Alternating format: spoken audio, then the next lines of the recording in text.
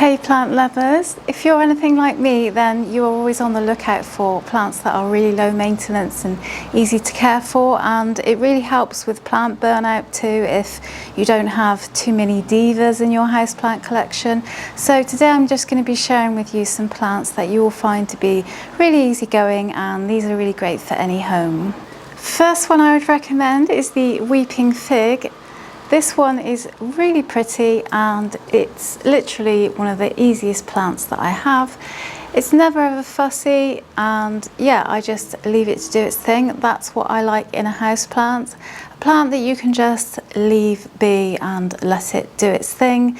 Yeah, I water it. Obviously, sometimes I do let it dry out a bit, and it's actually fine, even though the advice you'll read online says don't let these dry out. I always let mine dry out, usually by accident, and they're all absolutely fine. They don't drop their leaves or anything like that.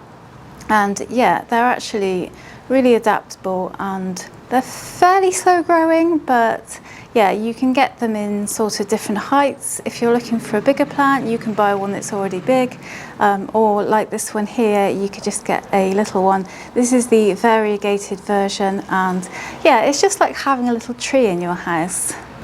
So peace lilies are really popular plants, but this one is even more interesting. It has variegated leaves. This is the variegated peace lily, and honestly this one is just so easy. It's just as easy as the non-variegated version. The variegation seems quite stable too. Mine doesn't get the brightest light in the world, but the variegation still keeps coming through, and yeah, it's a really interesting plant because you never know what you're going to get. You get these kind of speckles on it. Maybe you'd get more white if you moved it closer to the light, I'm not sure, but personally I really love this kind of speckled variegation on this plant. And yeah, this one's just so super easy to care for, and it's one of those plants that I don't exactly give too much attention to, but I always know it's there and I know it's just going to be okay. And yeah, that is just a really good feeling, knowing that a plant can just sort of look after itself.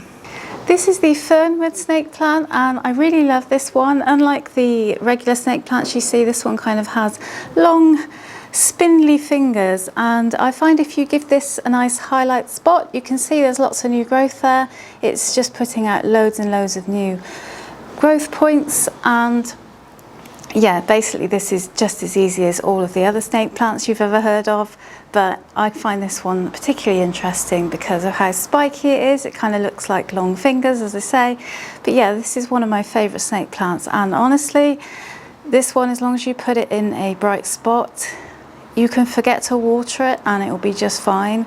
I do like to give mine water every time it dries out during the growing season, but during winter you can really cut back on that watering and barely water this one at all, and it really doesn't mind. It's not a diva at all, so I'd highly recommend this one, especially if you like collecting snake plants, because this one makes a really interesting addition to a snake plant collection as well.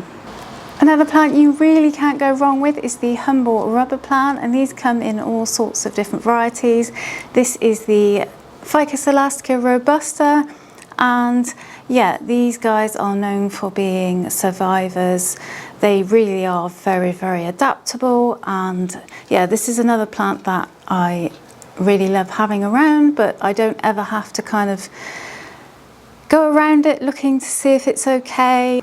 For example, with alocasias, I tend to be a little bit more helicoptery with those, just checking on them. They can be a bit finicky, but yeah, this is one of those ones you can just stick it somewhere, let it dry out, water it, and repeat. And yeah, it also propagates really well too. And yeah, it's just a super easy plant. And look at those big rubbery leaves, aren't they awesome? I really do like rubber plants. They have the coolest shaped leaves, nice and glossy. If you're on the lookout for something a bit more weird and wonderful, then the purple passion vine is going to be perfect for you. This one is a vining plant, and it has super hairy leaves. It's kind of got green leaves but with purple hairs on. and I just turn it around and you can see, look at those amazing purple colours in it. But yeah, if you want a bit of a weirder plant, this one is kind of weird, and yeah, I really love it for being weird. And yeah, this one also propagates super easily as well. So whenever I've taken cuttings from this one, they've rooted in pretty much a week, which is absolutely insane. I've never known a plant root that quickly. But yeah, the general advice for this is you probably shouldn't let it dry out, but honestly, I let mine dry out and it's absolutely fine. So I would recommend this one as a low maintenance plant. It just likes a nice bright spot, and yeah, that's all it really needs. And yeah, it's just a really cool plant, especially if you're into more colourful plants, because you know most plants are green, so it's nice to have a little bit of purple in your collection. Another unsung hero of the plant world is the Dracaena fragrans, otherwise known as a corn plant. And this one you'll find everywhere, you know, you often see it in offices and things, but this one is not only low maintenance, but it's also super adaptable too, and it can grow really big too, so you can get like a tree-like form. But I've had this one in all sorts of situations in my house, and honestly, it really is easy going. It's one of those background plants, as I say, that you don't really notice that much, but then whenever I do notice it, I think, yeah, you're really easy, I like you. Yeah, so this one is definitely a cool plant. I'm on the lookout for a bigger version of this so I can pot it up with this one. Most philodendrons are really easy care, and this one is no different. This is the Philodendron Prince of Orange, and I always find with my philodendrons that when I first get them I tend to fuss over them a bit, but every single time that I've bought a philodendron I discover that the minute I just leave it be and let it do its thing and leave it alone, that's when it starts to thrive. So yeah, any kind of philodendron is great, but I've picked the Prince of Orange because it has a bit of orange to it. It's just so easygoing, and it's a really pretty philodendron. The leaves, they start out orange like that, and then they kind of fade out into green. And this is definitely one of my favourites. I've really been enjoying this one since I've had it.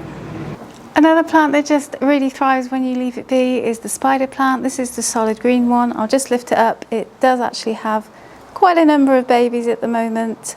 Yeah, they are easy to propagate, but at the moment I'm just leaving them on there. But spider plants are usually pretty easy. I find the solid green ones tend to be a bit more hardy, so if you can find a solid green one, then I would get that, because personally I found that this one is so much more hardy than the variegated ones. That's just my experience. This one really does thrive when I just leave it be and water it when it's dry. And yeah, it's very happy. It does grow very fast, and it does seem to need repotting quite a bit, but yeah, if you can get a solid green one. I know some people also find the variegated spider plants easy as well. Personally, I found them to be a bit finicky, but this one in particular, I don't know if it's because it has more green in it. I'm assuming that's the case, because this one's really thrived, whereas my variegated ones didn't really survive. So yeah. The lowly spider plant. I know the spider plant has still got some fans out there, even if it is one of the most common plants around. Really hope you enjoyed the video today, guys, and you maybe discovered some plants that you didn't know you wanted. So yeah, get shopping. So thanks so much for watching. Give the video a thumbs up if you liked it, and until next time, guys, as always, take care of your plants and take care of yourself.